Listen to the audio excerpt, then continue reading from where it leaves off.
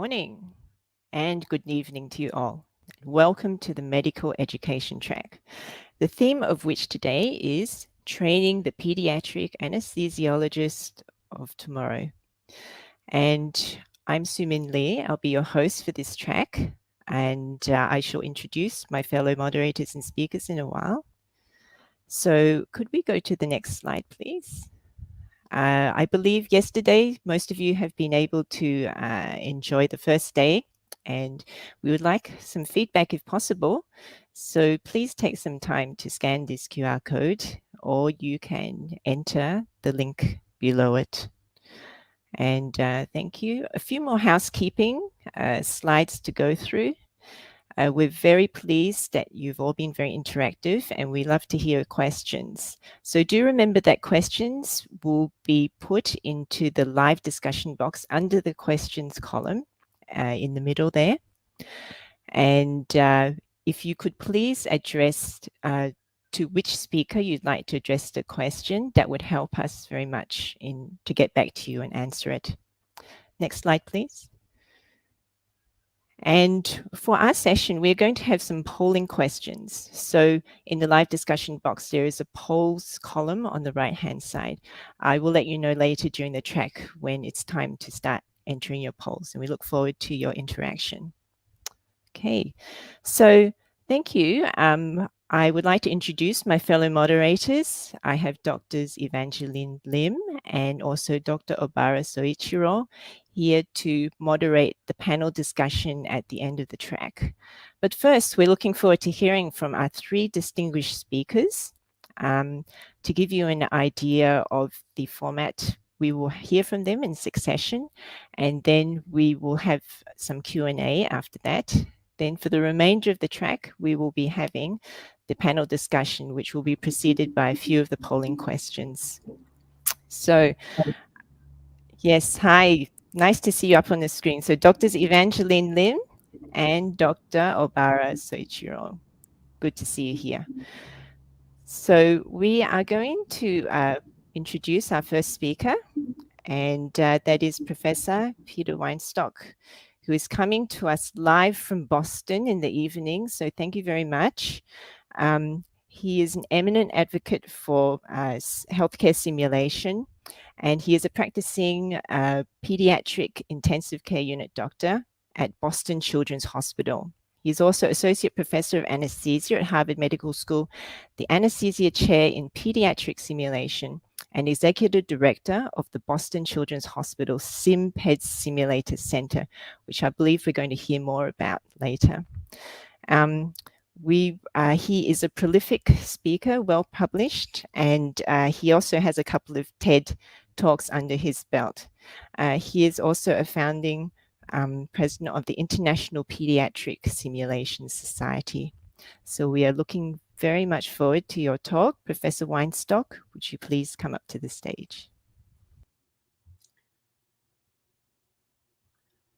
Hi, everyone.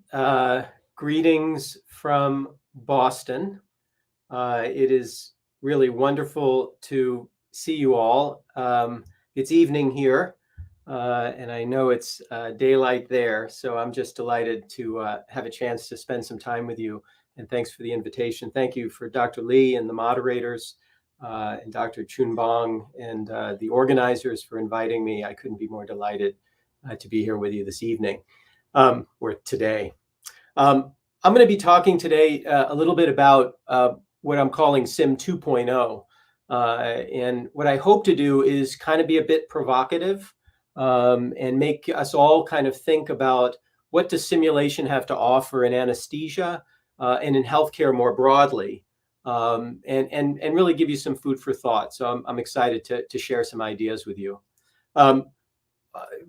My history in Singapore started back in 2012. I had the opportunity to visit the KK Women's Hospital in Singapore and spend time in their, at the time, newly developed simulation center and do some faculty development work and do some ECMO work, and really enjoyed my time there and got to make some really close friends.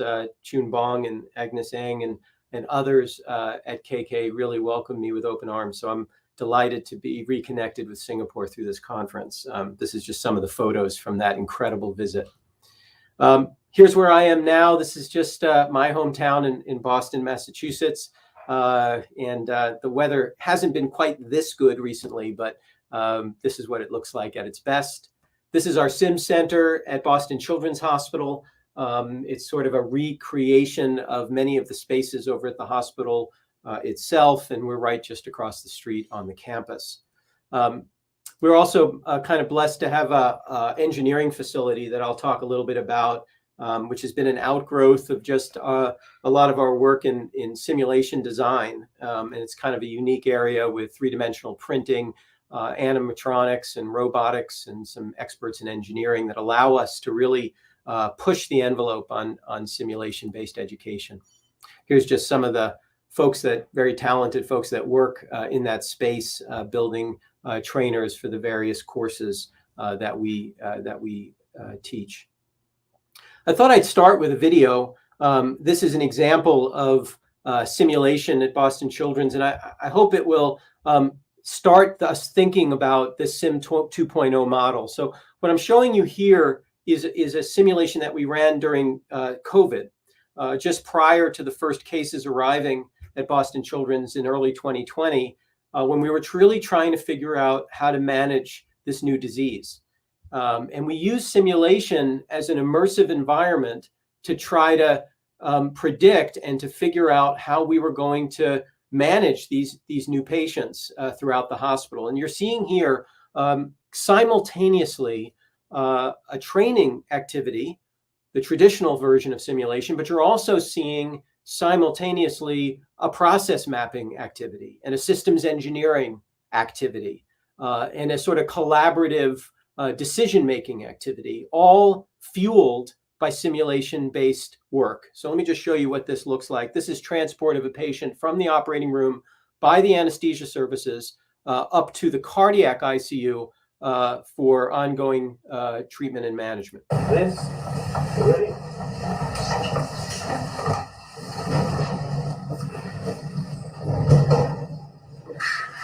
And we're going to 20.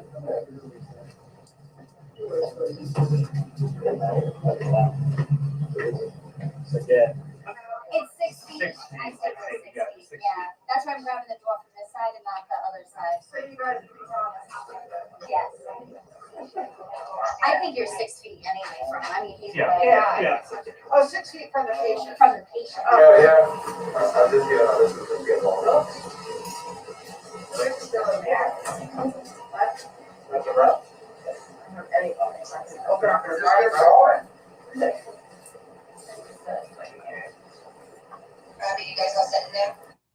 So you can see here, within the context of simulation, among native teams, complete multidisciplinary teams, the entire pathway of care, from transport of the patient out of the operating room, into the elevators, into the hallways, making their way up to the ICU. How do they manage this patient's transport to the ICU in terms of these distancing restrictions that were now new at the time, 6 feet and masked and so on.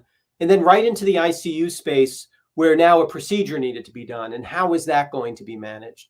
So simulation became this incredibly robust and valuable tool that allowed us to pivot from just training to really trying to understand the entire system more deeply and really anticipate what our needs would be and develop those processes before those patients ever arrived. And this is really this concept of SIM 2.0 beyond fundamental training. So in the next 15, 20 minutes or so, what I really want to do is emphasize this idea of evolving simulation from a traditional model of teaching to really these other elements that really allow simulation to impact your entire enterprise, as it affects safety, as it affects the practice of anesthesia, as it allows us to enhance quality. And really what I want to talk about is what is the DNA of simulation that we want to leverage above and beyond the concept of mannequins. So these are the 4 topics I want to touch on. One is these sim equations. What has been our north in how we think about simulation broadly? And then I want to get into this idea of sim DNA, really reaching beyond mannequin-based work into what simulation really offers potentially. And then I'd like to just show you a couple of adaptive platforms that allow you to take simulation and really leverage it broadly across the entire institution, and then a little touch on our opportunities moving forward. So in terms of rudiments and starting points, we always have thought about simulation as a disruptive technology. And this is the work of Clayton Christensen. This idea that as soon as you think you understand the customer or the market for your technology, it changes. And you really have to have your heads up looking at how that market and how that need is changing, and then adapting your technology continuously to make sure that you are addressing those needs on a continuous basis. And he talks a lot about this idea, for example, of cameras at one point being disrupted to the cell phones that we have on our desks and our pockets currently. Now are the sort of next generation of cameras, and they're just, that portability is this new feature set that's so important to a customer base. Same thing with simulation. What we were doing 10, 20 years ago, we need to rethink about how do we use simulation most appropriately currently. And so we've done that as we've evolved the program over the last 15 or so years. It initially was a training device, and it remains so, but we've added feature sets to simulation. It became a system safety threat identifier. Then it became a surgical preparedness tool and a process design tool, as I just showed you for the COVID response. We've actually used it for patients and families to reduce fear and anxiety. And we've used it in the anesthesia setting, not just for training, but for root cause analysis, to figure out why, when mistakes happen or bad outcomes occur, why did that happen? We use simulation in order to explore that and really do an advanced version of root cause analysis. And that's what's brought us to this day, and now gives us a large toolkit by which we use the simulators. And this relates to this idea of what I call simulation equation 1, which is really simulation offers the opportunity to move from work as imagined in the way that we think about it or describe it, to actually visualizing work as done, or really close to an approximation of the actual work environment. And that is the secret sauce of simulation. And when you take that one attribute, you can think about many, many ways then you can use that across the enterprise out of a field of anesthesia. And here's an example of that. And in many of our environments, we're using simulators now, not just to train, but to understand work is done and to iterate and innovate the way we do work. Equation 2 is this, which is fundamentally simulation is taking relevant, timely, lifelike experiences, simulations, and then moving this team or individuals through this process of emotional reflection. This is this debriefing that we all know very well. And all of that is done within the context of psychological safety. When you allow that process to happen, you can create calm confidence with safe, reliable outcomes. That is the transaction that simulation offers fundamentally.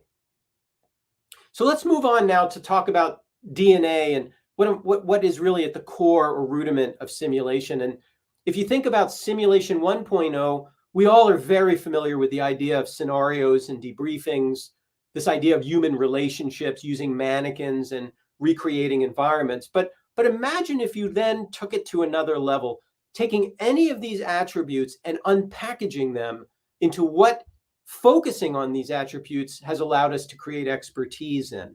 And that's what I would call 1.0 to 2.0. So if you look at debriefing, for example, I'm going to touch on this idea that debriefing really is about psychological safety.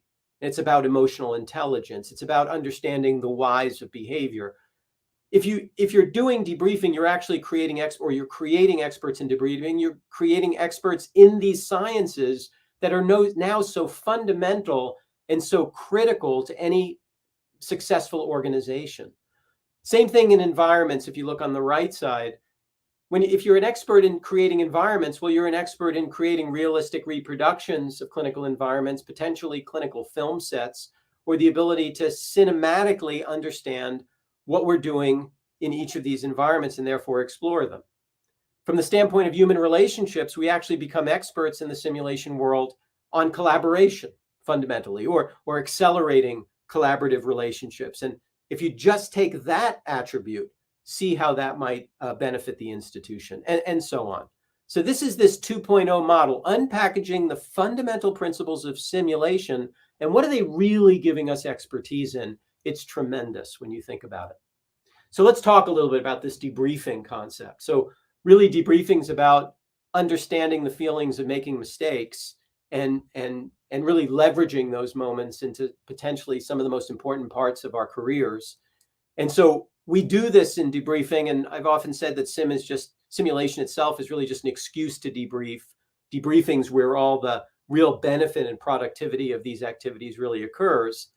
And that's because simulation and debriefing has the power of reframing failures, to take them from threatening moments to really moments of opportunity, the opportunity to get better at what we do and to optimize the care that we provide. And this is based on some of the work of Catherine Schultz in the book Being Wrong.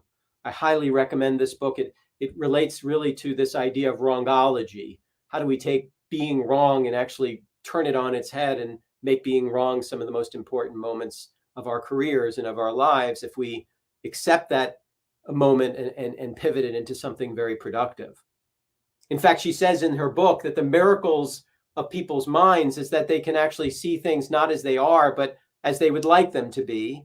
And this is this idea that we don't know we're wrong until we actually face the mistake. And that has a lot of potentially very sort of evolutionary advantages. It allows us to really believe in possibilities and innovation and so on. But it's facing our failures and reframing them in debriefings that are so powerful to improving our performance. Here's another from Broadwell, another way to think about this. This is exactly what happens in simulation and debriefing. So this is our sort of careers over time and our proficiency. And as we all know, we kind of get better at things over time and then we plateau. And one might characterize each of these phases. For example, this phase early on is what I like to call unconscious incompetence. We don't know what we don't know. Some people would say this is the best part of life, or ignorance is bliss. But then I would say if you're lucky, we realize that we've made a mistake or that we're not correct in our thinking. And this is called conscious incompetence. And one might see this as a very uncomfortable moment in our lives or in time. But just reframed, it's actually a very powerful moment because now we know what it is we need to learn or we need to improve on. And then we move into this phase of conscious competence where we're thinking deeply about what we do and we're doing it well. But then we enter into this fourth phase, which is perhaps the most dangerous, which is sort of unconscious competence. This is when things are in autopilot. We're not really considering what we're doing and we're sort of multitasking. And that's where real errors happen. And simulation allows us to actually focus on these moments in a very controlled manner. And through debriefings, continuously put people on the steep portion of their learning curve. Because we very predictably and on demand can make people consciously incompetent or consciously competent, depending on where we want to place them, and continue to elevate their performance over time. So this is the power of reframing using simulation in this sort of very specific targeted manner. The reason debriefing is so powerful relates to some of the work of Chris Argyris. He speaks of this thing called the inference ladder. And basically what it relates to is this idea that you'd imagine that our decisions that we make are based on observable data. What happens in life is objective, and you'd imagine that we would make predictable decisions based on those objective events. Well, it turns out that just doesn't happen.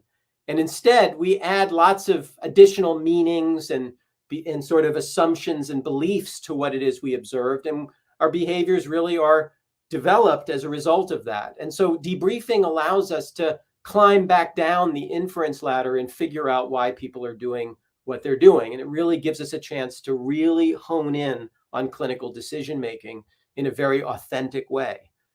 So this is the power of debriefing that comes along with simulation expertise. And Chris Argyris talks about this idea of getting at the whys of behavior using something called double loop learning. But it's really about why, and simulation offers the opportunity to explore that as opposed to just the hows and whats of what we do.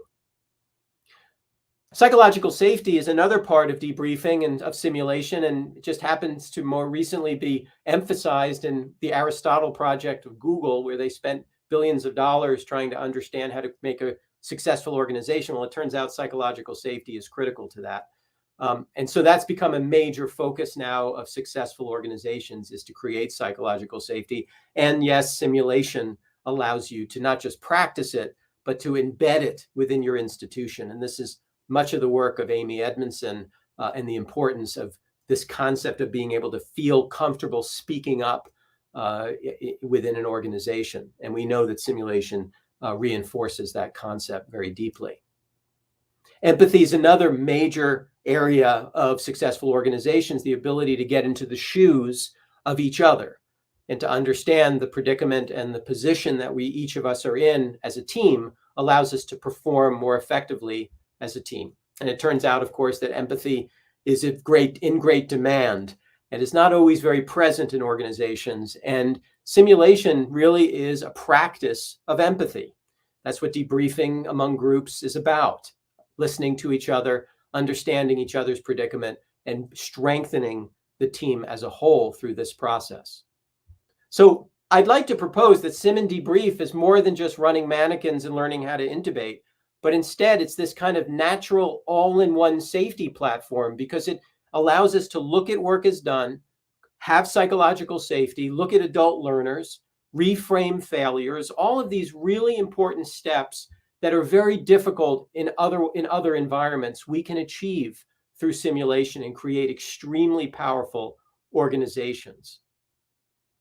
I'm just going to mention one or two platforms that we've developed in order to expand these very broadly. And one of them is the Sim Zones that we published several years ago. And this is really about the fact that not all simulations are the same. And depending on what it is you want to embed or teach or instruct or train, and to whom, at what level of expertise, and in what context, we propose and provide these zones that are very prescriptive about the situations that you recreate, the kind of content that are in each of these situations, and how you might debrief. Another platform that we use is our sort of pyramid of applications of simulation, and that's 5 levels of sim. And so at level 1, it's really about using simulation and anesthesia for basic skills, orientation, and in-servicing. This is our licensing course called MOCA through the Society for Anesthesia in the United States. We do this in boot camps for difficult airway and anesthesia. This is all level 1, and it's really a conceptual framework to be able to build these programs very broadly. We even use level 1 for our patients and families to allow them to experience various elements of healthcare before they have to enter the hospital. Level 2 is about facility design, using simulation to understand the best construction and architecture for the most effective facilities. This is an example before we built our cardiac ORs, where anesthesia and surgery simulated in cardboard reproductions in order to figure out what the best architectural plans would be. As I mentioned, we're using simulation for root cause analysis. Here's an example of that in the interventional suite with anesthesia and our interventional radiologists working together using simulation to understand why an outcome was not optimal in a real patient. And we recreated it through simulation in order to inform the root cause analysis. We're also backing the simulators out completely and using the same methodology in live video capture of real events, using the same methodologies in order to understand how to perform best in the operating rooms. And finally, we're doing specific simulations for patients in order to prepare and iterate surgeries and team behaviors in order to optimize outcomes in surgeries that are now being invented through this process. So finally, where does this all turn? Well, COVID has been a major catalyst of simulation internationally, and it was for us as well. And so we use simulation quite a bit in the past 2 years to improve and prepare our teams. And we've used really plan, do, study, act, PDSA cycles in order to identify processes and so on. And simulation's been at the core of that. Here's some examples of our airway and transport that I showed you earlier in video. Here's how the process map looks after you've run simulations in order to test various approaches and figure out your best approach to treatment of this particular disease. And many different products come out of the simulation activities: process maps, guides and checklists, room diagrams, and training videos. All can be the outputs of Simulation 2.0 applied across the enterprise. The future, we've developed simulation toolkits for COVID that allow us to create safe simulations, as well as hybrid simulations, as well as a very aggressive virtual reality and XR technology type of approach. But we fundamentally use the same principles, same rudiment, and we just change the delivery mode. I just want to say one or two words to close on our engineering facility. We've had the opportunity to bring engineers together in order to create trainers that allow us to broaden the training across the institutions. And here's some examples of not just the trainers, but some of the devices that can be created through some of these resources. I was just going to end with a brief case. This was the case of Bentley, who, as you can see, had a very large encephalocele. No one would operate on Bentley because there was brain and CSF in this enclosure. And so his family looked far and wide for an operative team. They looked to our hospital, and our hospital called the Simulator Program 2.0 to see if we could help look at feasibility of the surgery as well as training around possible intervention. And so we brought the engineering facility to bear, and we built three-dimensional models of Bentley's anomaly, and then allowed the surgeons to both design as well as iterate the surgery, and then simulate it and trial it and see whether they could do it effectively, efficiently, and safely. And they were able to do that. And that's when they told Bentley and the family to get on a plane and come to Boston. And they did. And the surgery was very successful. So this is just an example, bringing it all together, of Sim 2.0, leveraging simulation beyond training in order to improve the entire healthcare systems through safe, reliable rehearsal. And in the end, our staff is most impacted by simulation through overall happiness and satisfaction. And I'll just end with this quote from one of our senior nurses. "This process has been rewarding and empowering. Prior to the sim work, I left my shift feeling defeated and frustrated after not feeling educated and prepared for the days to come." This was related to COVID. "I needed to put my energy towards something constructive, and this initiative was the perfect place for that.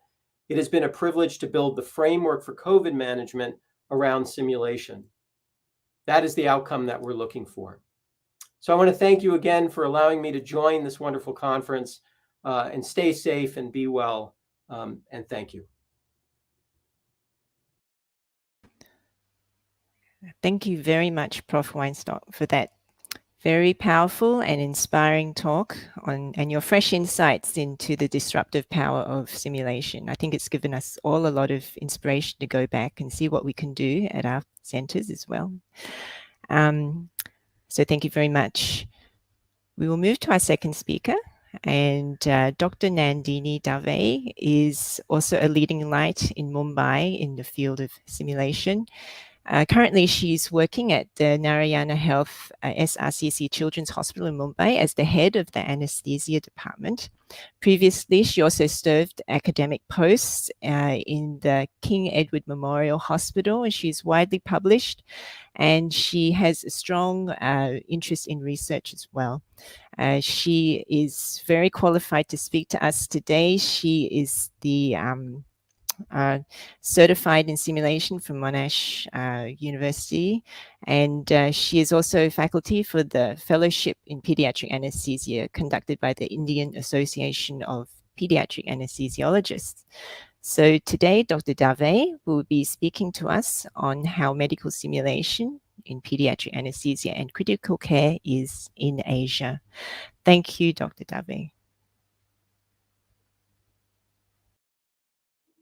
Hello, everyone. I bring greetings from India, and I'm here to talk about medical simulation in pediatric anesthesia and critical care in the Asian context.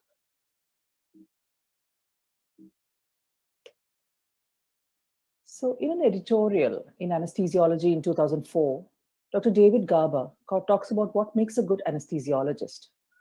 And amongst many things, it is the ability to diagnose and treat acute life-threatening perioperative abnormalities, which is near the top of most anesthesiologists' lists.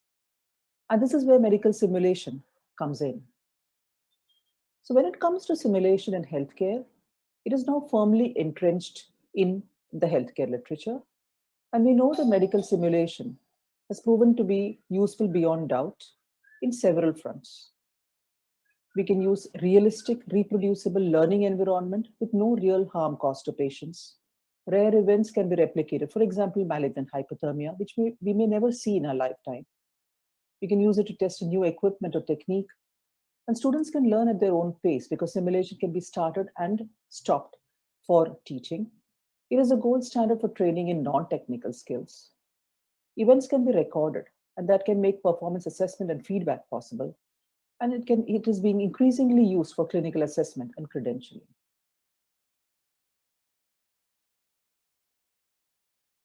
Here. Now we know that children and infants are at high risk for adverse events, and they give us a very low margin for error. We need to have timely diagnosis and interventions. And because of this high-risk clinical environment, consultants who are working with pediatric patients may not be able to give students that much learning opportunities. And when I say that, I mean that suppose there is a crisis in the OT, it may not be the correct time for teaching. And this is where the Royal College of Anaesthetists recommends simulation training as part of continuing education of consultants, mind you, who do not anesthetize children on a regular basis.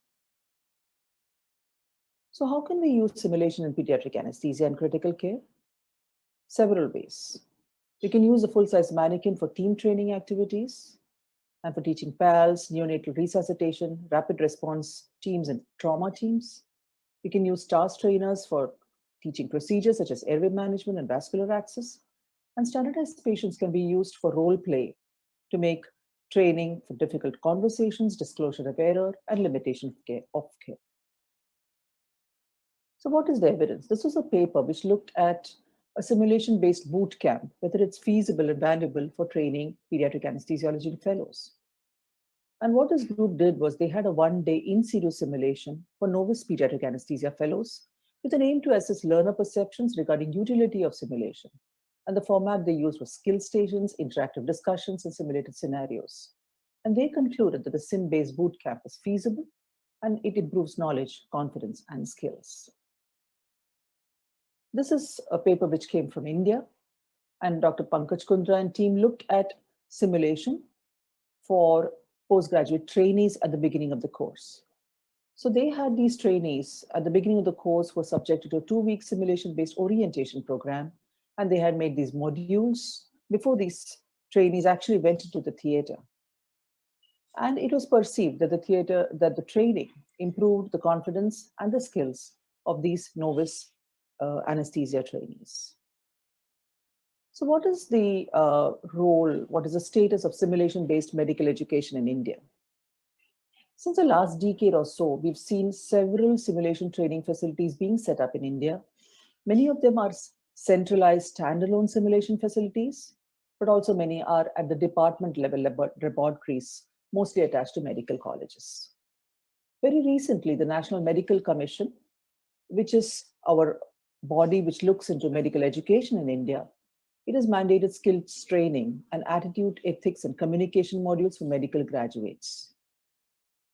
In 2013, the Pediatric Simulation Training and Research Society was set up in India, and Peristars conducts regular simulation training programs, both in critical care as well as for anesthesia residents. So what are the arguments against simulation in India? Well, the overall feeling is that because India is a populous country, we have plenty of patient material for residents to learn. Why do we need simulators? Also, the high cost is a deterrent. So are simulators really expensive play toys? If you look at the percentage of GDP which is spent on healthcare, India spends a very small amount of the GDP on healthcare compared to any other country, any other developed country, and we'll see that very little is being spent on health. So this was a web-based survey which was published very recently in the Indian Journal of Anesthesia. And this looked at the clinical learning environment in anesthesiology. Is it good enough? So majority of the respondents, and these were postgraduate trainees, they responded that they had good opportunities to learn technical skills. However, only 34% reported training in non-technical skills. And only 20% had access to simulation lab training. What is the scene in critical care in India? This is a web-based survey which involved teaching faculty from 20 PICU fellowship training centers, and only 10% of the teaching faculty had exposure to simulation. However, 90% felt that simulation training for PICU trainees is needed. Another study, which was a single center pilot study, 88% of pediatric residents felt that simulation training should be integrated into the curriculum. So there is an overall feeling that simulation training is needed for trainees across the country. More recently, this is a paper which looked at what is the impact of the COVID-19 pandemic on teaching and training. This was a national survey which evaluated the effect of the pandemic on teaching and training of anesthesiology postgraduate students across India. It was a survey-based questionnaire, and the majority of the respondents responded the teaching programs were affected in across 50% of respondents. Clinical rotations ceased altogether or they were majorly altered in 39% of the respondents. And a majority of respondents felt that their technical skills learning was severely affected because of the pandemic. So the paper concluded that there was a substantial disruption of teaching and training across the country, and that academic activities will have to rely on innovation and technology to teach such skills. So what are the challenges in implementing sim-based medical education in India? There are several. There is no national policy on simulation on healthcare. And health educators, who are the drivers for change, they are largely ignorant of the utility of simulation. We also lack simulation-based operation specialists, which means we lack trained experts who will take care of our sim labs, who will take care of our mannequins to keep the operations running. We lack trained faculty to conduct the simulation courses. And we know that trained faculty are the backbone of any simulation program. There is also a concern about the learner background. But traditionally, we have been taught by rote learning. And as a country, it is perceived that we are not trained to question. So are we okay? Are the learners okay to be in a simulation-based setup and pick up the training which is imparted in a simulation background? So there is a concern on that level as well. And of course, the biggest challenge, resources, cost, manpower, time. This was a global workforce survey conducted by the WFSA in 2019.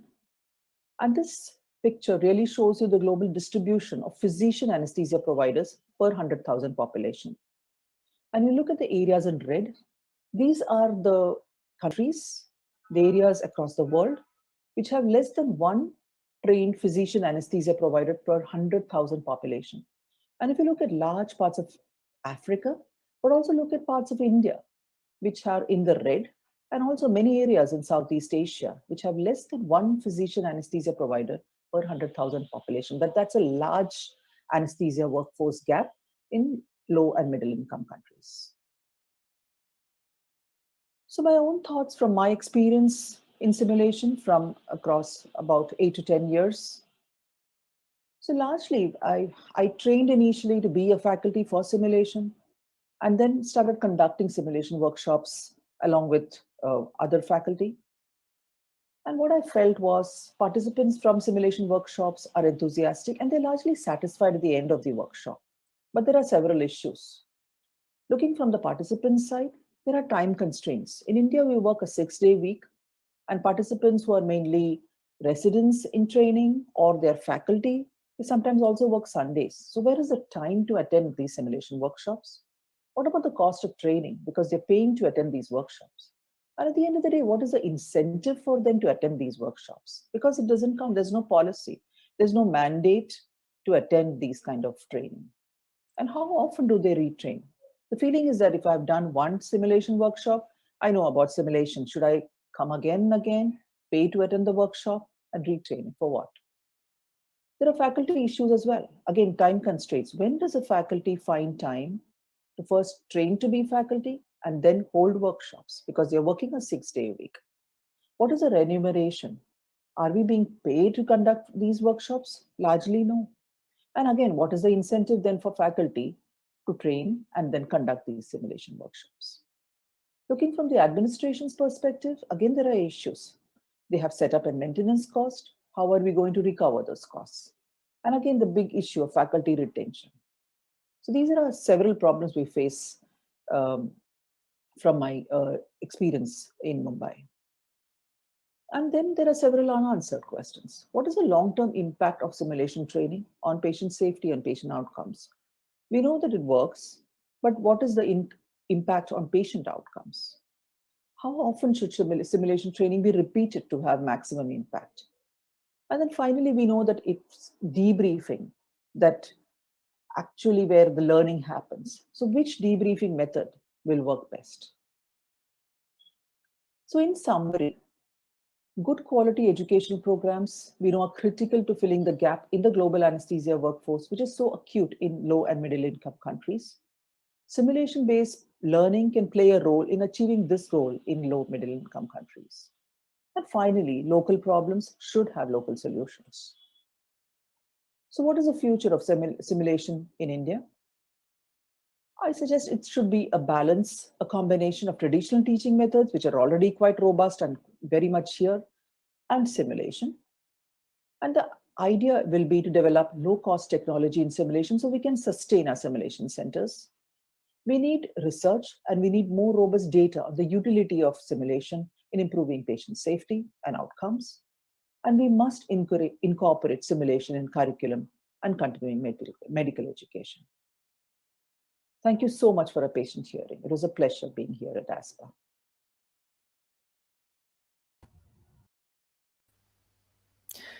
Thank you, Dr. Dave, for that talk, and appreciate you sharing the situation and the challenges you have on the ground in Mumbai. As we know in simulation, everything is situational. We have to see it through the frames that we know about. Thank you very much. So now we will progress on to our third, but last but not least, speaker, Professor Illuminada Kamagay. And I think I can quite rightly say that she is a giant in pediatric anesthesia in the Philippines. She is one of the pioneer group members founding ASPA. She is also the second president of ASPA and still very much involved. Her day job is a consultant anesthesiologist and clinical professor at the University of the Philippines and also at the Philippines General Hospital. She is also a founding president of the Philippines Society of Pediatric Anesthesiology, and she has also pioneered many other educational exercises in the neuroanesthesia program in the Philippines. So a very busy lady, and we're very glad that we have got her here today to tell us about how this pediatric anesthesia training in Asia should be. Thank you, Professor Kamagay. Good morning. I have been invited to speak about the topic. This is how pediatric anesthesia training in Asia should be. Asia is the fastest growing economic region. It is spread out over almost half of the globe. There is a patchwork in the geographies, cultures, economies, and states of development of the region. With this diversity, it is difficult to subscribe to the one-size-fits-all concept. But I shall endeavor to tackle the topic on pediatric anesthesia training in Asia. I come from the Philippines, a country of more than 7,000 islands astride the Pacific Ocean, the South China Sea, and the Celebes Sea. I shall start with our story at the Philippine General Hospital, describing how we went about setting up our training programs. Perhaps, somehow, we could all borrow a leaf from our experience. A little bit of history. The Philippine General Hospital was built in 1907 in the model of a Hamburg hospital of that time. It is the teaching hospital of the University of the Philippines. In this picture taken in the 1950s, the surgeons and anesthesiologists belonged to the Department of Surgery. Pediatric surgery was pioneered by these two gentlemen, Dr. Pedro Reyes Jr. and Dr. Roman Ibay Jr., both trained in the United States. Later in the 1970s, they were joined by Dr. Alfredo Acosta, who trained with Dr. James Lister at the Alder Hey Children's Hospital in Liverpool and had worked with Dr. Jackson Rees. Soon after came Dr. Josefina Almonte, who trained at the Royal Alexandra Children's Hospital in Sydney, Australia. The Philippine Children's Medical Center opened in 1979. The PGH surgeons were part of its staff. So was I. It had a pediatric surgery training program that was complemented by a 2-year pediatric anesthesia training program. To enter the program, the pediatric anesthesia fellows were required to finish a general anesthesia residency program. They came from a wider distribution of the islands to complement the pediatric surgery trainees. The Philippine General Hospital is shown here, the present-day Philippine General Hospital, or the PGH. In PGH, we started initially with matching the needs of general pediatric surgery patients only.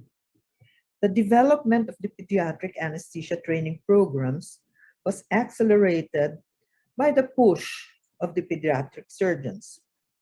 Dr. P. Reyes, one of the fathers of pediatric surgery, acknowledged that more difficult and complex surgeries would not have been possible without the pediatric anesthesiologists. Another push was socioeconomic. In the Philippines, the population grew from 37.8 million in 1972 and over the years to the present over 100 million. Note the change in the shape of the pyramid. There are now more young people. The growth of the population was paralleled by a steep economic decline, and the level of poverty increased. Each one's share of the resources was reduced. One of the major consequences is malnutrition. The World Health Organization identified socioeconomic and demographic factors and their connection with maternal malnutrition and congenital anomalies. 94% of severe congenital anomalies occur in low and middle income countries. An indirect determinant, this higher risk relates to a possible lack of access to sufficient nutritious foods by pregnant women, and increased exposure to agents or factors such as infection and alcohol, or poorer access to healthcare and screening. Factors often associated with lower income may induce or increase the incidence of abnormal prenatal development.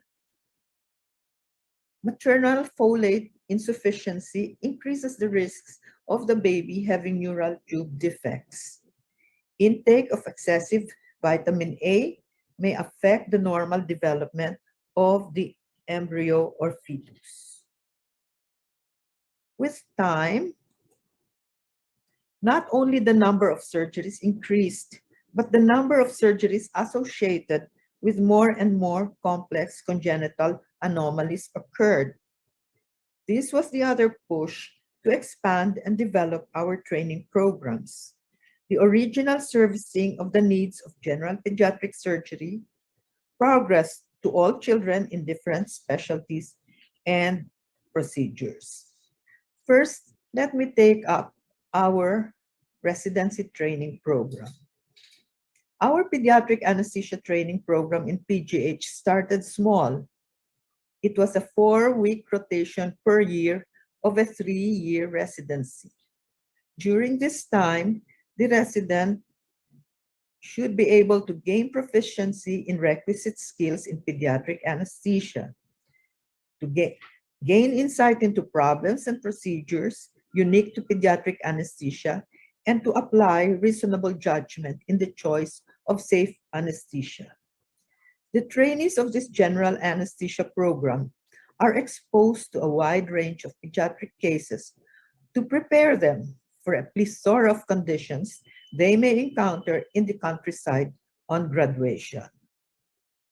In response to the socioeconomic push, we proceeded to raise the level of training to a fellowship training program, which we started in 1989.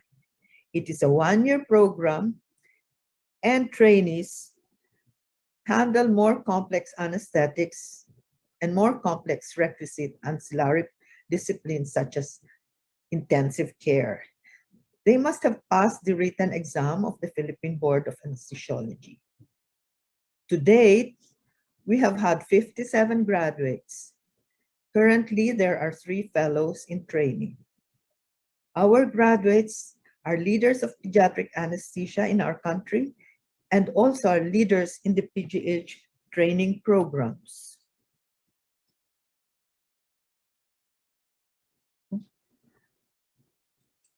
The landmarks of these training programs are found in our separation of conjoined twins. We pioneered that. More complicated surgeries on more congenital anomalies. Regional anesthesia has become an integral part of pediatric anesthesia practice. Liver transplants, the shift from clearance to evaluation, the encouragement of ambulatory anesthesia.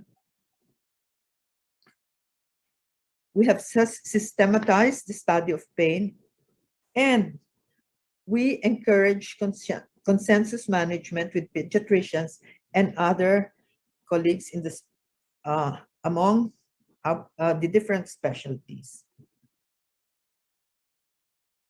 How have we managed to do this? We bear in mind that our training programs that we develop should deliver quality. They should be dynamic, sustainable, and able to be propagated in a way that it could adjust or adapt to conditions as they come. How did we do it? We start small. We start from the 4-week rotation. We expose the rotations to the pediatric anesthesia culture. And what is the pediatric anesthesia culture? During the time with us, we endeavor to inculcate attitudes, values, humanity, and empathy that will guide them when they leave and be on their own. How does one gain entry to the pediatric anesthesia culture? We tell them that facts will change, but practices and habits remain ingrained. We make honesty is the best policy prevail. They should not feel shy to say, I don't know, I need your help, I'll find out, or nowadays we say, I'll Google it. Knowing the truth allows one to devise a successful plan that is life-saving. Truth is a labor-saving device. Also, we ask them to practice the golden rule. such as if I were the patient, how would it be? Also, instill a sense of order. Impart a mindset of attention to detail and follow through. But we tell them not to be obsessive compulsive. To analyze, criticize, and communicate in an ever so polite manner. In this culture, we are also generous with praise. We incentivize rather than penalize. We demonstrate an attitude of friendliness and cooperation at all times. We also encourage them to be humble. Humility, you can't go wrong with that. Mentors should be the first ones to cultivate it.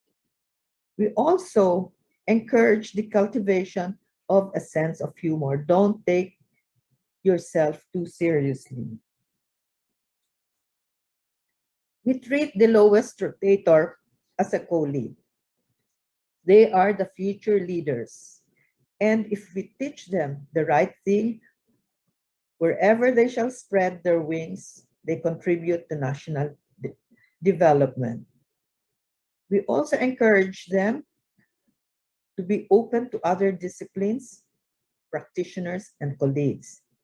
And we also encourage attendance of meetings and conferences so that they will know whom to tap, know whom to ask for help, co-manage problems. These meetings should be set as often as possible on a regular basis, not as an as-needed basis, so that we can plan our lives. It is predictable. Even if nothing serious is to be discussed in these meetings offer possibilities and opportunities for an exchange, even on personal matters. You never know.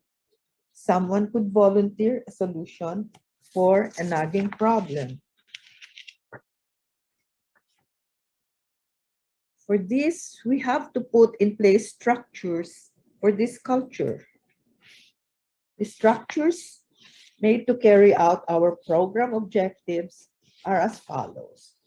We organize activities that will carry out these objectives. We encourage delineation of clear and doable competencies, algorithms, alternative practices. Put in place equipment and infrastructure. Establish accountability. Incentivize rather than penalize, but have penalty measures ready. Integrate assessment procedures as part of the structure. Be meticulous with information, data management, record keeping.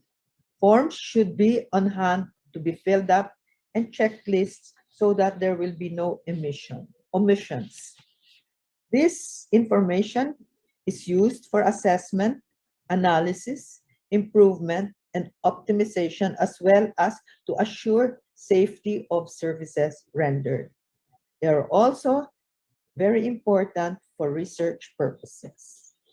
We must not forget that there should be concrete plans for replenishment and optimization of capabilities of trainers and staff.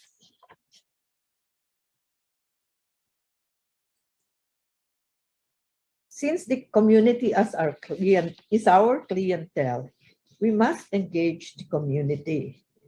And we must facilitate or formulate policies, launch information campaigns to address information, pain in children, perioperative care, and safety practices. We also encourage participation in various interest groups, for instance, a consensus group for the management of asthma. In effect, the pediatric anesthesia staff function as talent scouts during this 4-week rotation. Many rotators are attracted to this culture and apply to the fellowship program later. In all of these elements I have brought out, the human being is still the most valuable resource.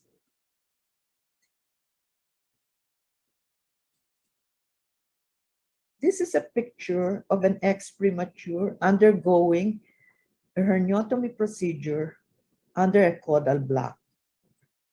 We were all concerned about the hypoglycemia that this child is going through because of the length of the NPO and the length of the surgical procedure. So we took the risk of feeding this child. This goes against the NPO dictum, and this puts the patient's status at risk. So this strange ironies makes me look at it in this light as I end this talk. I am ending this talk with a strangely ironic twist. My accreditation as a pediatric anesthesiologist in a large hospital in Metro Manila was denied because I could not present a certificate from a fellowship training program. The hospital management did not appreciate my claim that I started the training program to which I was a signatory in the certificates of the others whom they had accredited. So with this strange tale, let me thank you all for your attention.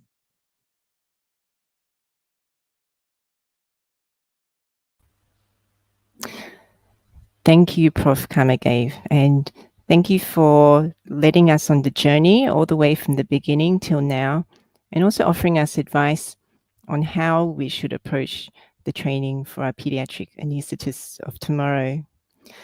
So now I would like to invite all of our speakers to come back on screen, and then we can start the Q&A session. We're all slowly getting there. Hi. Hello. Right. So I think we are going to start off the Q&A session with the question from the floor, and I believe that Dr. Obara has been keeping track of that. Yes. So first, I'd like to take the questions from the Dr. Olivia YJ Wheeler. So she is actually asking to I think that both two speakers, Professor Wayne Stick and also the Dr. Dave, about some tips on the low-cost medical simulation. So actually, I think that even in developed countries, the cost is very big barrier to introduce the simulation training. So would you please let us know some tips on the low-cost medical simulation training? Dr. Dave, did you want to start, or would you like me to start? Okay, maybe I can just go first. Sure. Thank you for that. Yeah. So yeah, cost is a big problem in our country. I was listening to Professor Weinstock's talk, and I just realized we're about 10, 15 years behind, where Boston is right now, because we're just starting out and we're just beginning to spread the word that simulation works and how useful it is across specialties. So, and the biggest constraint at this point of time we are facing is cost. But having been exposed to simulation trainers, when I've seen the high-end task trainers, and I've also seen the other end of the spectrum where you have simple mannequins without much ability to respond or interact like a patient would physiologically. I feel that it doesn't really matter if you don't have the most high-end, sophisticated clinical mannequin. It's okay if you have a simple task trainer, and if you use a bit of imagination, for example, dress up the mannequin to look as real as possible, maybe put some wig and just create a situation, you might just be able to mimic the real life situation. So you don't really need a very high-end mannequin. Dr. Weinstock pointed out, it is debriefing which actually makes or mars the entire simulation experience. So if you can debrief effectively, if you can conduct the whole after event, that is following the simulation, participants really don't notice, is what I have realized. Very recently, what we have done is, along with ASPA, we have been conducting the perioperative life support course, the pediatric perioperative life support course. So initially, of course, before COVID, we were doing it on in a physical format, but the last two times we've done it actually virtually. And we've used mannequins, we've used a whole lot of uh, props, if I can say that. So, and even recently in the ASPA conference, we conducted the entire airway workshop virtually. So it's possible to not be having a lot of equipment or resources and still do simulation quite effectively is my thought on it. Professor Weinstock. Yeah, I would just agree with Dr. Dave. I think you're absolutely right. I'll just add a couple of thoughts just to build on it. But I often say similarly that it's effect before it is about tech. And I think people get very caught on this idea that to run simulations or to have a program, you have to have expensive simulators. And you really don't. For many, many years, probably 10 years, we had very few simulators, but we were building exactly what Dr. Dave is talking about, sort of the infrastructure and building the faculty and the methodologies that make this whole initiative effective. So I'll just throw out a couple of things that are in our toolkit. One is that you really want to create a sense of urgency and relevancy about these activities. That's going to get you far, far further than the fidelity of the simulator itself. And it speaks a little bit to some of Dr. Kamagay's comments around it's the people that matter the most.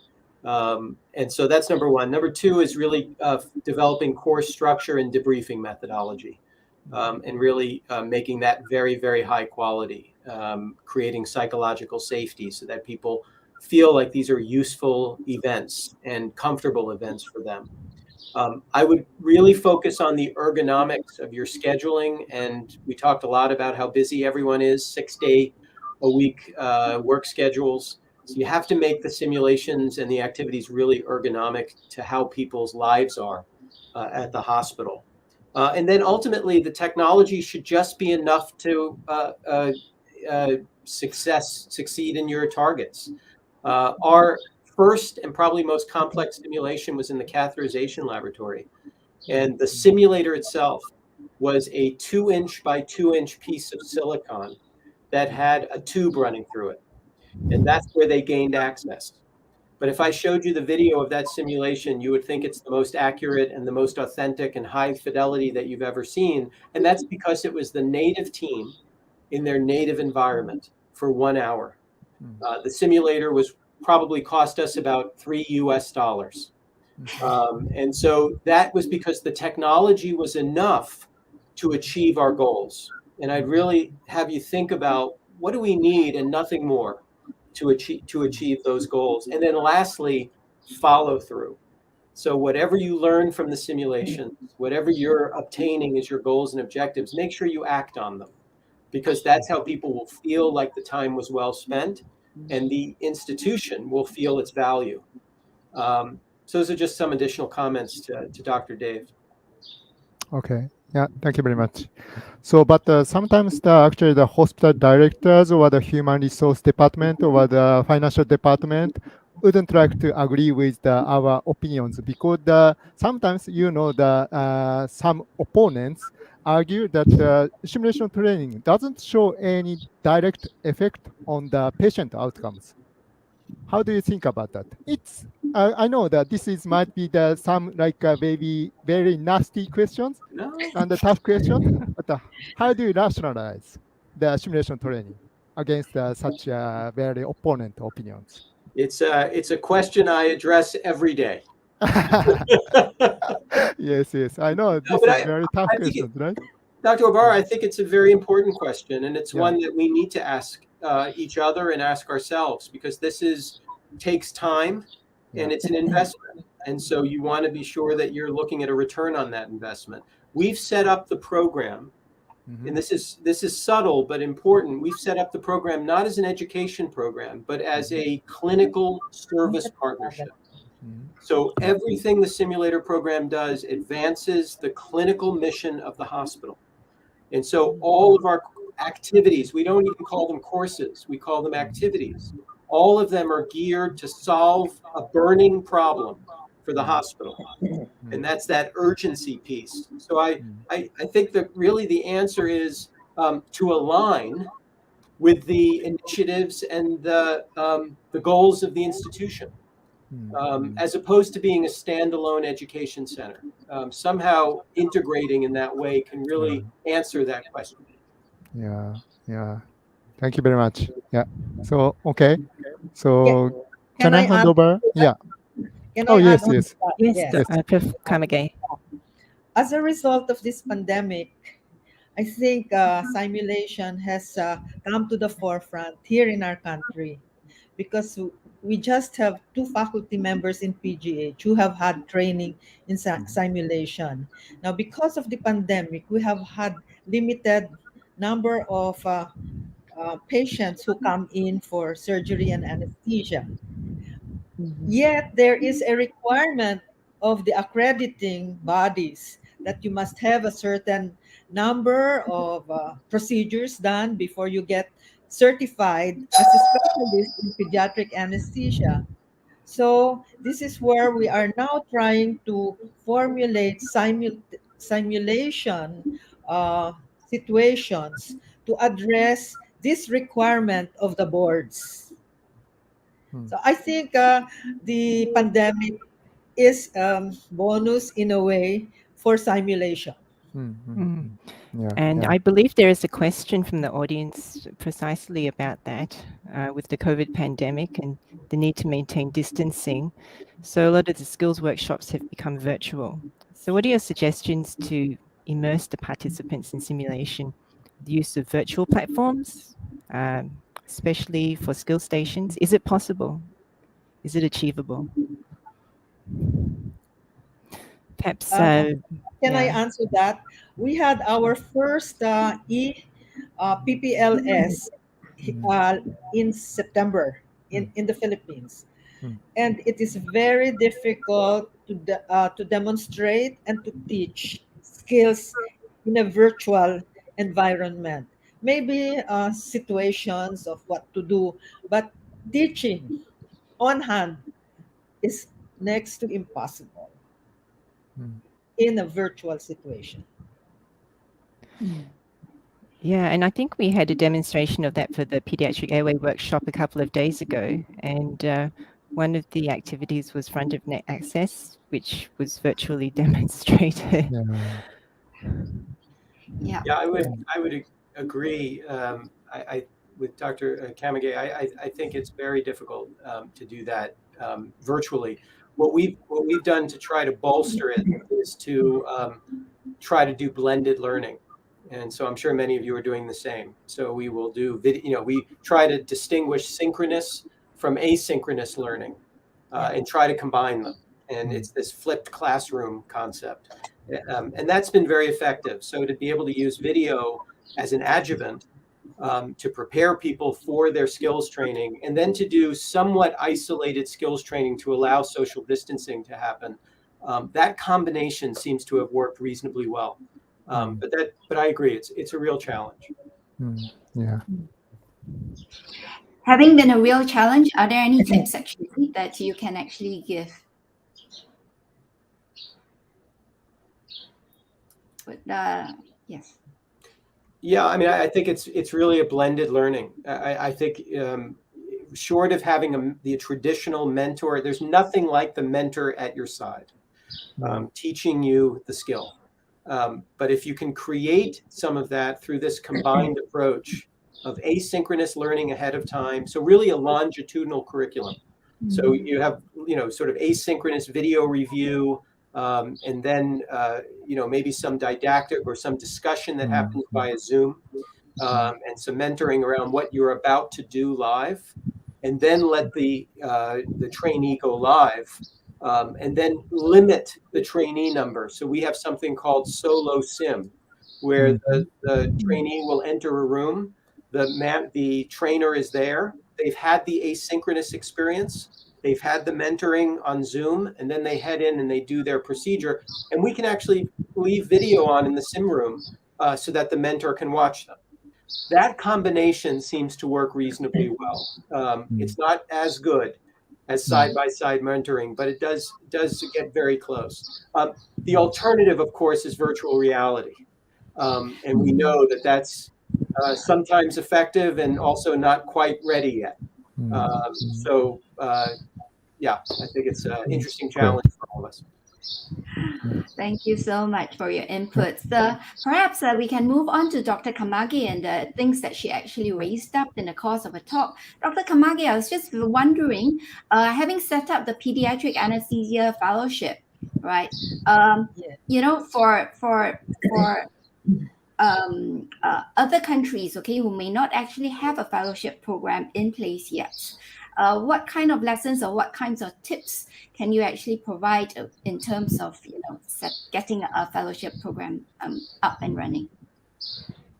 I think I delineated them, that there are structures I put there that have to be put in place, right? And we start out with the curriculum that ought to be in a pediatric anesthesia training program. So with that, we put in the activities that are needed to be able to carry out that curriculum. So the activities, the competencies that have to be achieved during that time, right? The cases that have to be accomplished. And then I think I also mentioned there the attitudes that have to be there. Because, you know, things are changing. Every 5 years, there are major changes. But if you have the structures, the activities that will carry this out, the attitudes that will have been formed, and the competencies that need to be taken up, then I think you can put up a training program. I have delineated it in that slide. It says there in the Thank you very structures. much, Dr. Kamagi. I was just wondering, I just want to lead on a little bit more, details about when you talk about assessment, how do you assess the competency besides the written examination? How does your competency assessment actually work? All right. Our competency assessment is, we should, let's say, to be able to anesthetize a neonate. All right. We have what they should know as far as the airway of the of the neonate, and then we test them. But first, before we test their competencies, we have to demonstrate to them how to do it. So we have trainers who will accompany them, really not just mentoring, but tell them, accompany them as they accomplish it. We start off first with, if we have a patient, we look at the patient, we look at the history, the physical examination, and then we discuss it. Right. We discuss this with the trainee, and then we prepare for everything, and we demonstrate with them first. Right.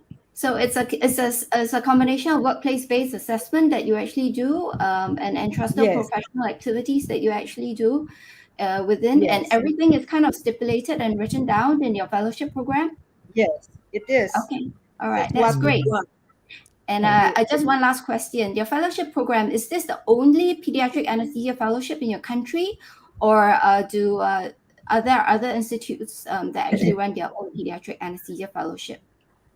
I mentioned the Philippine Children's Medical Center, which has a 2-year fellowship program, but people who enter that do not need to pass the written examination of our accrediting board. But in the PGH, we need the written. We need them to pass the written examination. Sure. And we have because and it's only 1 year because we have more patients in the PGH. Sure. Okay. So can I just take it then that in Philippines, actually, you don't have a standardized pediatric anesthesia fellowship in place yet? That's We all have the in institutions have our actually agreed. institution in PGH, and Philippine Children's Medical Center also has. But Yeah, I am know. not But you all privy. talk to each other to Yes, we do. ensure that everything is aligned. Yes, we Okay, do. that's great. And Thank you that's so much. okay. Yes. Can I add something to that?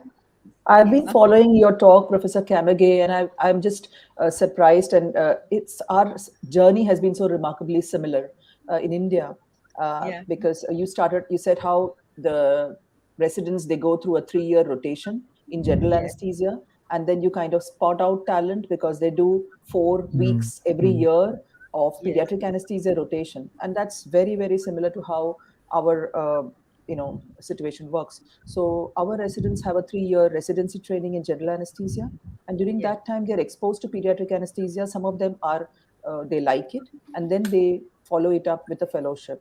So we have about 25 institutes in the country who have accredited pediatric anesthesia fellowship programs, and the IAPA conducts it in more than 10 institutions, and then there are individual universities. But we have an exit exam. It's a very formal theory and a practical exam. The practical is a sort of an OSCE kind of exam where they are given case scenarios, and they have to tell us how they would manage the patient in this kind of situation. In fact, the last year, because of COVID, we've been holding the examinations also in the virtual online format. I see. All right. So it does appear that regardless of which institution, sorry. Can I add on to that? Because Yes. it's not just the 4 weeks that they spend with us. Every time they go on duty, they also meet other pediatric patients. So it's Yes. actually longer than the 4 Yeah. formal weeks they Yeah, spend of with course. us. Okay. All right. That's great. Yeah, Thank you very that's much. great. Yeah, thank you very much for all those interesting contributions. And Q&A, we will just have to bring it to a close now, but we still have plenty of things to do. We're going to start the panel discussion. I think we've already started it actually. But we're going to proceed it with a few polling questions. So if everyone, the audience, faculty also can go to the live discussion box, and you'll see that there's a polls column on the right-hand side. And I think we can flash up the slides as well so people can see them on the big screen. The first polling question is just simply, we want to know where you're all coming from today. And I think it's fairly self-explanatory. So ASEAN is Southeast Asia, East Asia, and South Asia. West Asia will also include the Middle Eastern regions. We have Central Asia, Australasia, Oceania, Europe, Africa, North America, and South America. And if you happen to belong to the others category, please put in the chat group which country you come from, because we would love to know. If we haven't thought of it, we apologize in advance, but that would be something very interesting for all of us to know. Okay, so I think these questions, we have 6 in total, and we are going to have about 30 seconds to flash up each question so you can see it on the big screen. But you can actually see them on the polls column already. So the second question is pediatric anesthesiology a recognized and formally accredited specialty according to your country's medical council? So this is either a yes or a no. And again, if it is not accredited in your medical council, it would be interesting to know which region that comes from. If you would like to add it to the chat, that would inform us. And then hopefully we can know a little bit more about how the different practices are across the region and across the world. Okay, so that's the second question out of 6. Now we come to the third question. How many cases should an anaesthetist do per year to be considered a pediatric anaesthetist? So just choose one of these options, and this can be your personal opinion. It doesn't have to be restricted to what your jurisdiction requires. And there is a lot in the literature about the numbers, and I think Dr. Obara will be going into that later. Okay, all right. And that's the third question. Moving on to the fourth question. So regarding training and certification in pediatric anesthesia, which do you think is the most important? And this one, you can actually choose more than one, especially if you feel strongly about more than one option. So would it be the caseload number? Would it be the complexity of the cases? Or do you think the duration of the pediatric anesthesia training counts? Okay. All right. So we are coming to the fifth question. And what is the ideal duration of pediatric anesthesia fellowship training with exposure to all pediatric subspecialties for accreditation as a pediatric anesthetist or anesthesiologist? So just choose one option from here. So 6 months or less, or between 7 months to 1 year, or between 1 to 2 years. Okay. And again, this can be your personal opinion. It doesn't have to be reflecting what your jurisdiction requires. Finally, come to the sixth question. What is the ideal length of pediatric anesthesia training as part of general anesthesia training? And again, this is a single choice. And between less than 3 months, or between 4 to 5 months, or more than 6 months. Okay. So while you're all answering that, going back to the first poll question, the vast majority, 86%, coming from Southeast Asia. And then the next largest group is 13% from East Asia. So we have our friends from Japan, Korea, and maybe China as well. And we haven't registered anyone from any other regions. So we have quite an Asian-centric audience here, which will serve us as our topic is to discuss how we should train the pediatric anesthesiologists in Asia of tomorrow. Okay, so I think that's the end of the polling questions. I'll invite all our speakers and our moderators back up onto the stage. Thank you to the audience for your participation. Lots of interesting results. Okay. And I think at this point, I'd like to hand over to Dr. Obara. Yes. So from the polling questions, I'd like to ask the several questions to all the three speakers in terms of the caseload and the outcome. So about the question 3, about the question 4, actually it seemed that the audiences think that the caseload number might be the most important in the training of the pediatric anesthesia. So we know that recently the European apricot study actually showed the experience of the anesthesiologist in charge reduces the respiratory and the cardiovascular severe critical events, right? So how do you think about the relationship of the clinical caseload and the patient outcome? How about Dr. Dave and also the Professor Weinstock from the viewpoint of the simulation training favor? Yeah. Professor Weinstock, you want to go first? Yeah, I mean, the two areas that we're seeing that is in the United States is in our MOCA training. So, you know, our licensing and credentialing now is reliant on simulation-based experiences in Part 4. So we're seeing more and more of that, sort of supplementing patient caseload and volume. The other place we're seeing it is that now it's acceptable for clinical competency around procedural skills.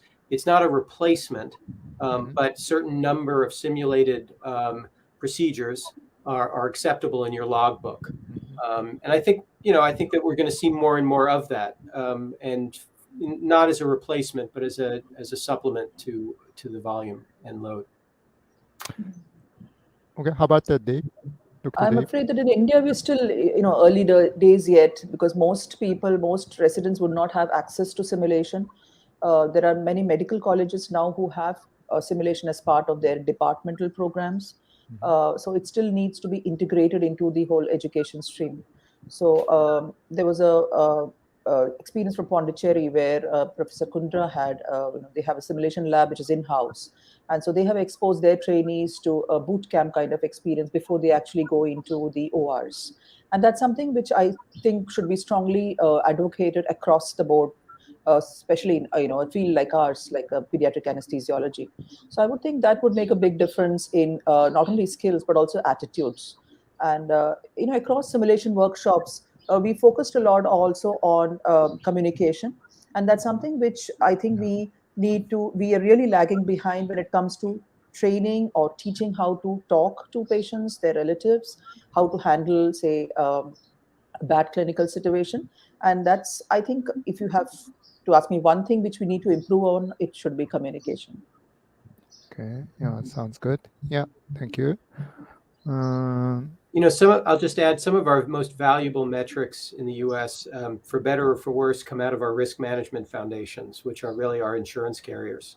So they're looking at bad outcomes and measuring them. And so our OR training program, which is an interdisciplinary anesthesia surgery training program, was initially funded and sponsored by our risk management foundation, because they, through audits and actuarial tables, were able to identify that equal to technical error were communication problems. And the same is true also, as Dr. Dave mentioned, with our patients and families. You know, the skill of the practitioner in getting informed consent, in educating the family appropriately about the procedure, and so on, really has big impact on the family and on outcomes. So our risk management foundation's really been very informative in driving some of these initiatives. Okay. So in terms of the volume of the caseload, so we don't have the magic numbers in terms of the accrediting the pediatric anesthesia specialist, right? So, but how do you think? Do you have the? Can you raise the actual number of the caseload per year in terms of the accrediting the pediatric anesthesia specialist? Do you have any thoughts about the magic number? How about Dr. Weinstock? I know. I think Professor Kamage was raising Oh, her okay, hand. okay. How about Dr. Kamage? The Philippine Board of Anesthesiology stipulates, I think, for pediatric anesthesia, we have a requirement of not less than 200 cases for the whole residency training period. And we have a system wherein all residents who are in an accredited training program log in. We have a system of logging in, an Indicus system where they put in all the cases they have done. Yeah. And so they are tracked from the time they start in their first year up to the time they finish their residency training program. So this is a tracking system. Okay, yeah, sounds good. Yeah. Could I ask a follow-up question to Dr. Kamage? Yes. What is your, from the log journals and so on, what is your mechanism of feedback to your trainees? How do you provide that feedback to them? Is it after cases? Is it summative? How do you provide feedback to them? It's summative. It's the Philippine Board of Anesthesiology which puts in the mechanism for this tracking system. And then they are, how often is it, Roxanne? We give them the feedback, I think every month? Every month. Every month. And is it in person or is it written feedback? Just out of It curiosity. is written, it's fed back to them electronically. Hmm. What we lack in equipment for simulation practice, at least we have some electronic advances. Compensates Ma- for. Yeah. Yeah. Might I add, I was looking at that poll question, and I think that it's not only the caseload, but also the duration of training that matters. I can say that from a bit of experience that when in 2009, we started our fellowship program at the previous hospital where I used to work, and the fellows were training with us for 1 year. So before that, we did not have any specialized pediatric anesthesia fellowships in that hospital. So everybody noticed the difference that after 1 year of training, they are much better. And in 2014, we started the master's program, similar. We call it the DM program in pediatric anesthesia. And this was for a 3 year period. And at the end of the 3 years, everybody noticed the bigger difference that it made to, when these trainees who then qualified were anesthetizing and handling children. So I think it is not only the caseload, but also the duration, because it is during that time that you can actually have, journal clubs, you can discuss cases, you can do a lot more in more time. That's my personal take on it. Correct. Yeah. Thank you. Can I add something else? Yeah. Many of us are looking at a specialized training and having a master's degree and so forth, in the more advanced countries. Now, my take on this is that if we require all of those who have trained with us to do this specialization, we would attract less people, because the idea really is to give them the best training they could have, because when they go out into the countryside, there are no specialized pediatric anesthesia hospitals that will handle this. Most of it is a general practice, so that if we equip them with the skills and knowledge for pediatric anesthesia to handle complex cases, when they go out, they can handle them, even in a general uh, hospital setting. That is what we want them, that is what we want to equip them with, so that they will feel confident when they go out. I And we agree will, with you, Professor Kamage. I'm sorry. yeah, I just want to add one line to it, that we have both kinds of, trainees. One who want to get better at pediatric anesthesia, be able to handle kids safely and effectively. And then you have another group who are entirely committed to doing only pediatric anesthesia. And these are the, trainees who will go on to become leaders in their institutions and in the country, and maybe world leaders someday. And they train for a much longer time.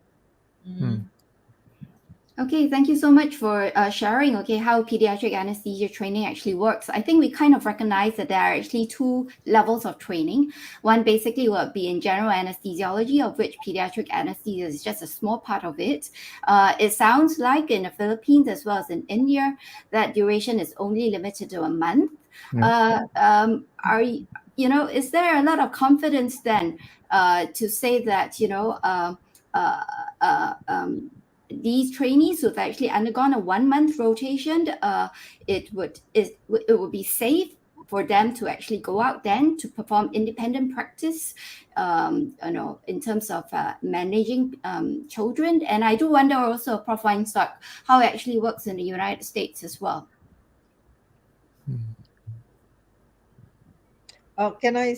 I mentioned this earlier, that the 1 month that we is the formal one. But when they rotate through the other subspecialties, there are children they also manage. So they get additional experience with this.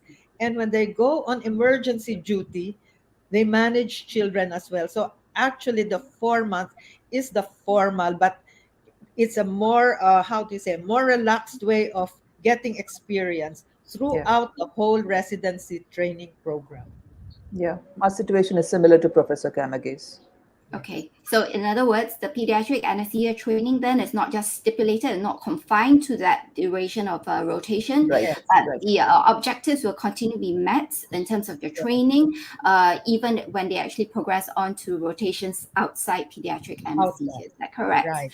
Yeah, okay, and I'm also going to assume that you actually have got a stipulated set of competency objectives that will be met before Yes. the resident actually passes out of the of the residency program. Okay, thank you very much for your contribution. It does kind of we transit more into now. Okay, how the training should actually look like.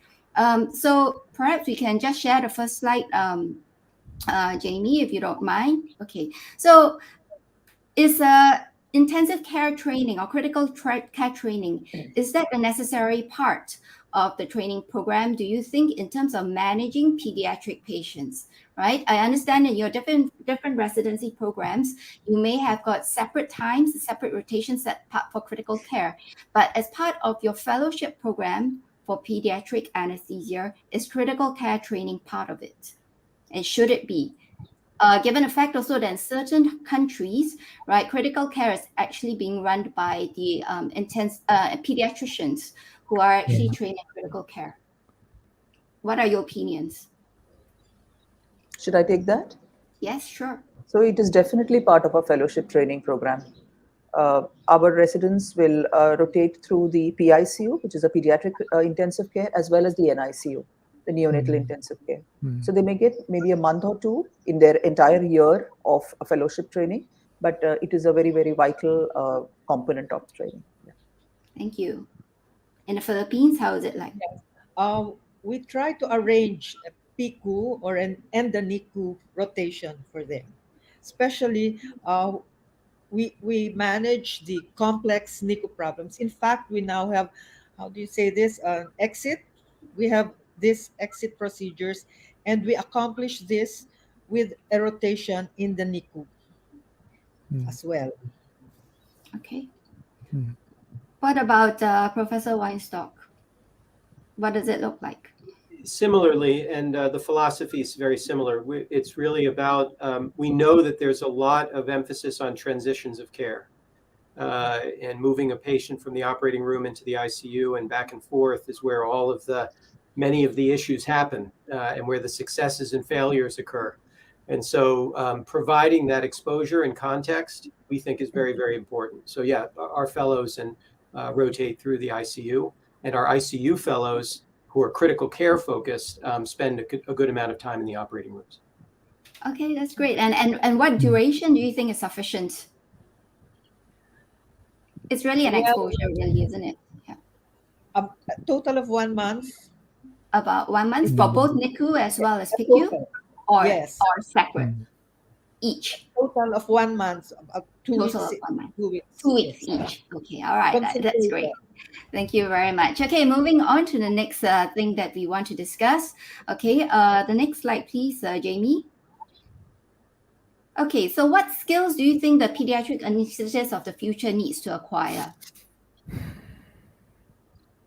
I mean, given the fact that, you know, the world is evolving, the pediatric population is evolving with different needs and different profiles these days as opposed to maybe 5 or 10 years ago even. Can I start? Yeah, sure. Thank you, Dr. I think Kamagi. it's the skills as far as empathy and humanity are concerned. They should acquire that. And number two, as very important, it's communication skills. Communication skills, because it leads to avoidance of future misunderstandings and legal suits. These are very, very, you know, if you get a legal suit, that's the end of your career. So it's very important to imbue in them honesty is the best policy, and the best way to to communicate this is through development of communication skills. You don't need to give them a whole thesaurus of words. Just be simple. You know, kiss. Keep it simple, stupid. Okay, what agree. about Dr. Davi? Yeah, I couldn't agree more with Professor Kamage. Totally, absolutely important. If I have to add anything more to that, maybe using technology to good use. For example, we know that ultrasound has come in a big way, and all our trainees are now exposed to ultrasound and using it to put in the lines, do blocks. Regional anesthesia plays a very big role in our day-to-day practice. How to put these blocks safely. I think technology must be put to good use. Yes. But that would probably come second to communication. I would still put communication and empathy first on my list. Yeah. Okay, and what about Prof. Weinstock? Oh, I'm just going to say I agree with Dr. Kamage and Dr. Dave. I mean, that's absolutely the two answers I would give. Number one is relational skills and communication, and then ultrasonography and that kind of technology is definitely the future. I'll just throw in that we talked about low cost or low fidelity simulations. We run a lot of relational and communication simulations, and they're not expensive because it's just people. And we can run those in 20 to 30 minutes, and we give direct feedback about specific approaches or choices of words, keeping it simple. So I encourage people to think about simulation as a way to train some of these ideas. Right. Yeah, it Do you sounds find like, it actually, sorry, do you find it Oh, more no. challenging in this day and age to actually teach communication skills because of COVID? We're using virtual platforms increasingly.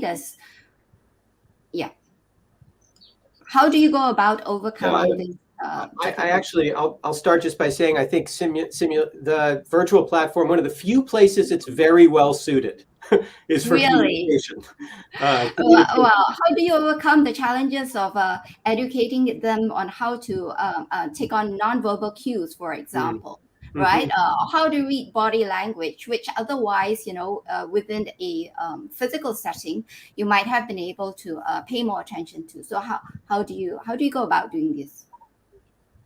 Do you want me to say? I want to open it up to others to add to that. It's a great question. I don't know. I think it's a very good question because nonverbal cues form such an important aspect of communication, isn't it? I don't know. I think you have to answer that, Professor Weinstock, because you're into simulation big time. Dr. Kamage is saying something. Yeah. If you're using Zoom as your platform, I always tell the students, put your video cameras on because I want to see how you're reacting to what I'm doing. Or to always put your video cameras on. Right. Okay. I have to say that telecommunication or teleconsultation is actually coming into play as well. And some of our pre-anesthetic clinics have actually moved to that virtual platform as well. So to be honest, I do think that this is something else that we really need to look into. Granted that, digitalization is actually getting more and more prevalent, right? Teaching communication skills that are actually specific, I think, to telemedicine is something else that actually really needs to be considered. It's not just about communication skills. It also takes into consideration the legal aspects of how this is actually conducted as well. But really, thank you very much for your inputs. Okay, moving on to the next question that we would like to engage our panelists. Any other questions? Okay, from the floor, please feel free to type in chat. If you could introduce one thing into your pediatric anesthesia training program, what would that be? You're talking, yeah. Who would like to give it a go first? Dr. Davi? Maybe I'll go first, yeah. So right now I'm working in a hospital where we don't have access to simulation. So probably that would be one thing which my trainees are missing. So I would definitely like to introduce simulation into my program. What I try to do to make up for the lack of simulation is have a debriefing whenever we have something goes wrong or there's something which is not quite right in the OR. We'll have a debriefing after that with my team. So you kind of can make up for the lack of physical simulator being present in your setup. But yes, it would be a definite add-on or value add-on to my program at the moment. Right. Okay. Thank you very much. And I think sometimes we kind of forget as well. Actually, simulation is meant to help us perform better in real life, right? And so, having a real life situation actually play out can also make for a very valuable setup in which actually some of these skills can actually be translated. In particular, I think role modeling is actually a very important aspect, right? Watching to see how our juniors watching on to actually see how we behave and how we manage the situation, how we communicate the difficulties. I think those are important things that should be incorporated. Okay, yes, Dr. Kamage. Well, I was going to say that simulation tools would have been very important, but they're extremely expensive. And as we come out of the pandemic, we're going to have more face-to-face um, contact again with our trainees. And what I would like to, my wish list, my primary wish in my list is more commitment from our trainers. Like Dr. Dave was saying, many of our trainers work 6-day weeks and they're trying to make a living. And so you have a smaller proportion of trainers who will take care of uh, our trainers in the way that we want them to be trained. Because at this time, well, we have trainers whose half of their minds are in their how do you say in their financial situation, and half are in training. So my wish list is we would like a replenishment of trainers who are committed. That's my wish list. All right, thank you. And on that note, Prof. Weinstock, would you be able to enlighten us on how you managed to set out your program, from infancy and get it to, the situation where you actually have a really nice looking simulation center with an engineering laboratory actually incorporated in that as well. I mean, this is, it kind of made me drool, but what kind of tips and what kind of lessons did you actually pick along the way that might make it easier for the rest of us trying to incorporate simulation into our national training programs a little bit easier? Could I start by just saying something from the last question?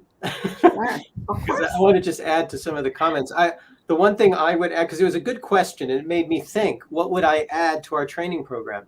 And I think what I would add is a strong leadership curriculum to teach our trainees and have them explore what it is to be a great leader. They need those skills in the operating room, and they need to be the leaders of tomorrow. And so I'm looking at this group of people that are leaders, and the question is, how do we take what you know and give it to them? And there's great science out there now about leadership skills and what makes for strong, effective, empathetic leaders. So I'd be eager to build a curriculum together on leadership and embed it within formally within anesthesia training. I think that would be wonderful. Oh, yeah, indeed. I do totally agree with you, Prof. Weinstock, on that aspect, right? Leadership skills can really, teach people to look into, go into systems thinking, which I think does not come naturally to many of us, and therefore help us maneuver our way out of many interesting situations that might actually find ourselves in, or prevents the occurrence of some of these near misses and critical incidents that we actually face. Yes, Dr. Obara. Yeah. So can I ask a question to the Dr. Weinstock? So actually, I just graduated from the public health school of public health. So do you think that going to the School of Public Health or the School of the business department is helpful to nurture the leadership? How do you think about that? First of all, congratulations, Dr. Obara. I think it's fabulous. I think it raises this issue, the training you did raises this issue of this concept of adjacent industries. And what do we pull from those industries? And so, yes, I think that training in business, training in human factors, training in psychology is all very useful. Not everyone has the time or the resources to be able to take a full master's in it, but could we extract the important elements and develop a module that pulls in those insights from those industries. I think it's critical to look outside to Yeah. improve what we do inside. So Yeah, I think it's a great idea. Yes, I agree. We shouldn't be in the operating room. We should go outside of the operating room. Yes, I Wow. totally agree. Yeah. Nevertheless, I think we need to kind of be mindful of the fact that, there are many things actually that need to be, our trainees actually need to be trained in, right, in the course of a very short span of time. So prioritization, or, just take it that we just introduce them to concepts, but really it's a lifelong learning process actually that really needs to go on. And Professor Weinstock, do you have anything to add on to the second question that was actually posed to you? I was hoping you were going to forget. No, I'll keep the answer to that very, very brief. I think it's really about starting small, picking a focused, targeted objective, and aligning your efforts in simulation to what is important to your institution. We talk a lot about just-in-time, just-in-place training. And I think there's a lot of value to that. In fact, I think it's what built our entire program from 2 or 3 people in a 200 square foot room to what I showed you today. It's because we were very focused and did just in time, just in place. What do we need and how are we going to help the institution? That's different than just in case, which is that we train a lot and we use the simulator to do that, with the thought that we're going to be confronted with that issue at some point. That's an education model, which I think is much more difficult to create buy-in around in a very busy healthcare enterprise. So we've taken a much more practical, functional approach to simulation, and I think it's what led to a lot of our growth. Okay, that's wonderful. Thank you so much. I have a question for Yes. Professor Weinstein. This is kind of technical. We have expensive simulation equipment. I was just wondering if your engineers have been able to use 3D printing to be able to make all this simulation equipment for you. Is 3D printing a promising way of getting through with simulation?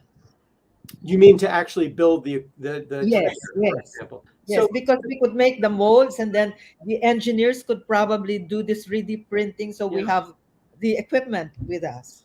So the answer is yes and no. So where 3D printing is really helpful is to recreate anatomy that's rigid because of the materials. They're mostly acrylic and they don't have a lot of flexibility. We tried to develop, for example, airways. And though we can create the anatomic trachea or any of those anomalies, getting the 3-dimensionality of the jaw and the movement is very, very challenging, purely from the 3D printer. So I think it has some benefit and allows us to recreate certain anatomy as long as that anatomy is relatively rigid. Okay, all right. Thank you very much. Okay, actually, we did have one last question. I'll just very quickly like to invite our panelists to have a last word on this. Okay, the last slide, Jamie, and really pertains to actually reaccreditation for pediatric anesthesia if one wants to continue to be recognized as a pediatric anesthesiologist. What are your views on this? Dr. Davy? Okay, so I think we're just starting out. We've started fellowships in our country, which when I mean fellowships, so accreditation programs have just started, say last decade or last 2 decades. And how does it work? We're still the accreditation program works like the trainees go through accreditation and then they do an exit exam at the end of it, and then they have a certificate or a qualification to practice pediatric anesthesia. When it comes to reaccreditation, the National Council recommends that we should be attending CMEs or workshops, and we get credit points for that. And then you kind of submit those credit points at the end of every 5 years. So it's there, but so it's their sort of mandate that we have to submit these number of hours. But it is still not that if you don't, they cancel your license. It's not very strict, but I believe that in future, it should be the norm, even for subspecialties. Like, for example, in pediatric anesthesia, there is nothing yet. It is there for a general anesthesia program. But yes, Okay. I think in the future it should be there. Thank you. Okay, Prof. Kamage, very quickly.